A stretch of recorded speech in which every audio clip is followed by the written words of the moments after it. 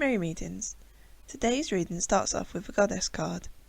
Now this is talking about what we get when we harvest something we've been building on. But it also talks about what comes to an end with that harvest. And that's what it's asking us to look at. Yes, we've come to something and we've gotten the reward of hard work, but it's asking us to acknowledge what ends with our hard work. Then we have the Maiden of Air, and she comes in to counterbalance the idea of the ending of something with the light of something new.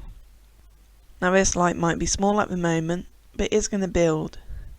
So the combination of the two cards are asking us not to give up hope just because one thing ends and there's not any clear indication of what is to come next.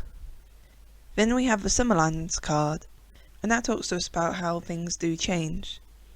It's saying that although we might not want to leave a time where things seem good and abundant and relaxed, we have to move on. We have to experience all parts of life, good and bad. Then we have the Maiden of Water, that talks to us about the rejuvenation of ourselves by going through all these different stages. Then we go down to the Ten of Water, and that tells us about how different choices make different outcomes.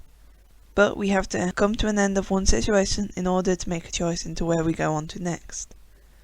If we do not take the opportunity to move on, then we lose out on the opportunity to change how things are. Then the Path card follows on to this by saying that the path isn't always going to be beautiful fields of flowers.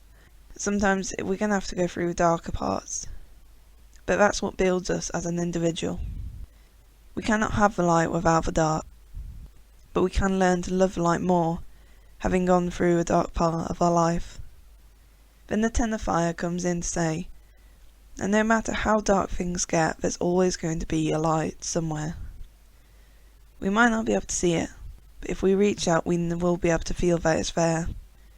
We need to use this ability to find light, no matter how dark it gets, to keep us going, to keep our hope alive and our own fires burning. The Five of Air tells us we can all reach out to see what we get. There's no harm in going into the unknown, and there's no shame in being cautious. We all have the right to ask for help. If you reach a point where you feel like everything is getting too much, the weight of the world is getting too heavy for you to bear alone, ask for help. Ask and it will come. You can't say what kind of form of help you'll get, or if it's even what you expect, but it will come.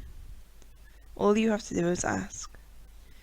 Bright blessings from all us here at Through the Third Eye.